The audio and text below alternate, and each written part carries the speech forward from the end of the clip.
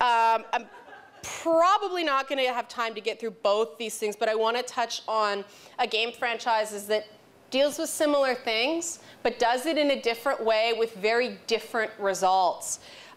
It's a series called The Witcher. The Witcher is an action role-playing game franchise adapted from a series of popular Polish fantasy novels. It's a combination of killing monsters with swords and dialogue-based plot decisions. So for those of you who don't play games, that's the basic idea. The Witcher series has received accolades for its stunning graphics and gritty, more realistic story. And that's a drunk troll. Not really realistic. I mean, in my world, it's realistic, but I attend the cheesy and Christmas party. Although that was Krampus, I believe, not a troll. The Witcher is another example of a game that tries to use multiple philosophical approaches at the same time and ends up with dissonance. Therefore, it ends up with unintended messages. The important thing about The Witcher to understand, and I didn't when I played it, so I ended up going, oh dear God, is it's an allegory for Polish history, which is nasty. During World War II, 6 million people, over 21% of the Polish population, were killed. 90% of the casualties were non-military. And the people that survived had these waves of the Germans come in, the Russians come in. And the Russian propaganda in post-war communist Poland was that they came in and liberated the Nazis. But they weren't much better. Some people actually refer to the Russian occupation as the rape of Poland, because there was a lot of rape going on both on the German and Russian side. Now the thing is, they couldn't talk about this openly because they were under communist control. So these books, the Witcher books, they were published just a couple years after Poland finally got free elections. So we're still dealing in this, you know, the biblical history of, you know, the Torah, where the names are puns, and we're not practicing religion, we're just gambling, dreidel, dreidel, dreidel. Like, it's sort of the same thing. The video games, though, made some changes, as well as opened it up to an international audience instead of just a domestic one. The books use physical scars as metaphors for both male and female characters. Those scars create some important links to people's past and between characters. There's Geralt of Rivia. He's a walking collection of scars. You can't really see it. He's got this massive blast thing here. He's got scars all across his back, stuff like that. And there's a woman who's secretly pining for him named Triss Marigold. And she has her own scars. And unlike most sorceresses, Triss can't cover up her own scars because she's allergic to her own magic. So we've got her scars tying her to Geralt, or Geralt, I can never remember how to pronounce his name. But they also serve as powerful metaphors for survival. It makes her seem more real than the other untrustworthy sorceresses in the books. Now, in the video games, Triss Marigold looks like this.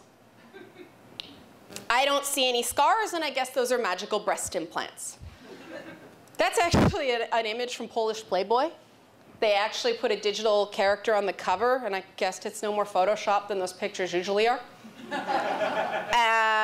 But this is idealization, but it's also objectification. I mean, let's call it what it is.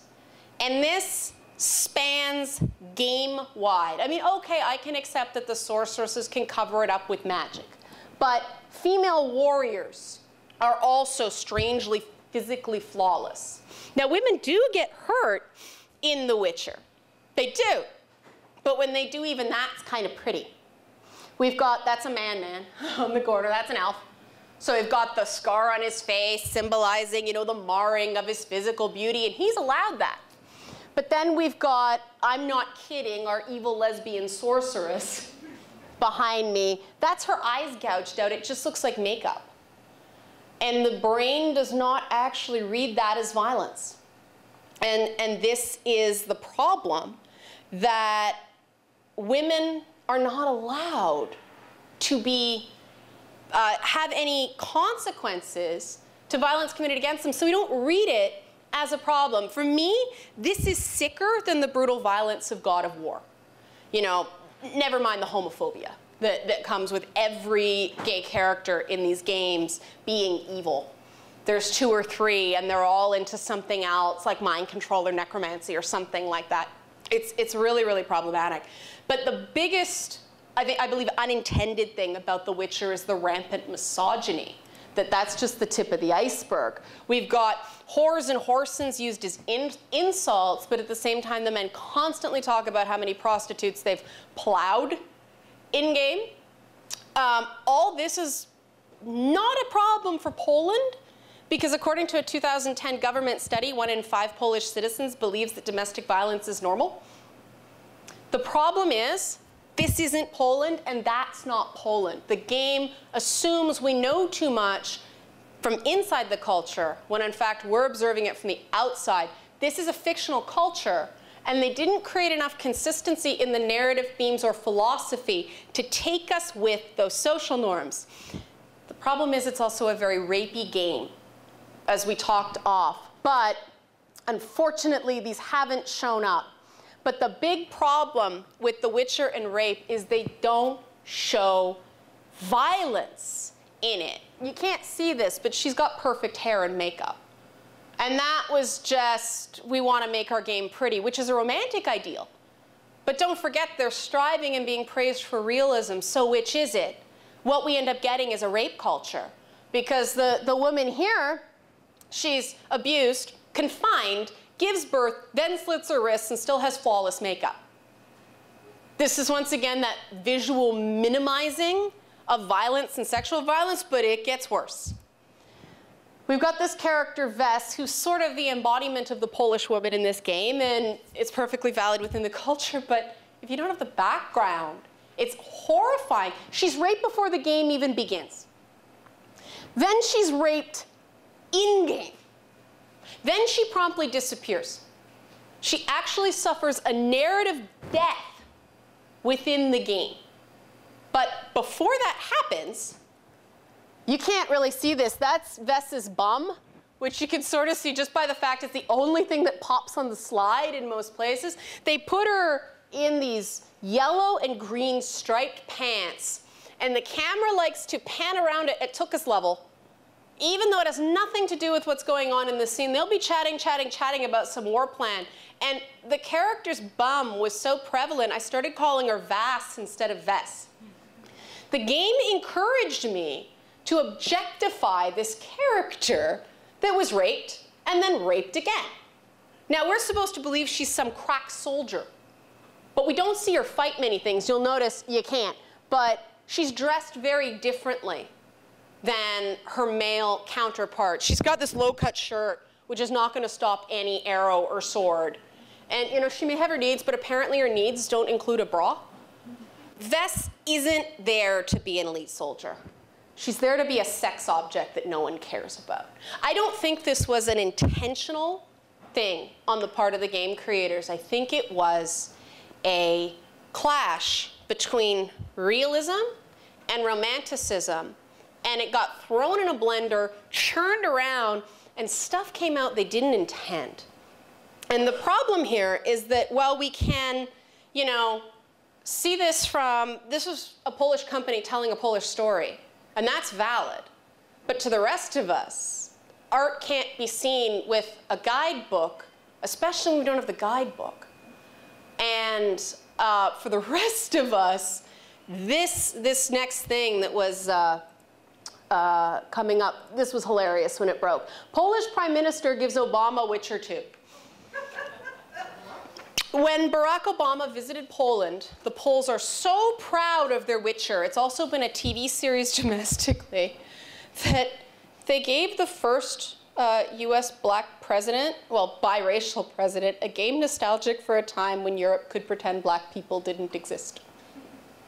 And at the time, I'm like, you know, if Obama wanted to spend a lot of time with a white guy who didn't want him around, he'd just hang around Biden. But from the inside, the Polish people see nothing strange with anything that's going on, and fans who are responding to the dragons and the trolls and all this stuff, they're just, I won't be able to get to this, unfortunately. But they're seeing it from the inside, and so they're like, what's the big deal? those of us coming into it with no cultural context, and you might have picked the other narrative path and so didn't see a lot of this because it branches. But for those of us coming in with no narrative context, we're confused and we're offended by the images. And this doesn't mean that you need to just use a romantic approach for everything because it's the only thing that works. Games like The Last of Us and Gone Home, which, ladies, if you're into games, I highly recommend Gone Home. And apparently The Last of Us DLC is great. But they use realism. But they pick a path and stick with it. And that's the important thing. I had a whole other thing, but I talked too long off the top.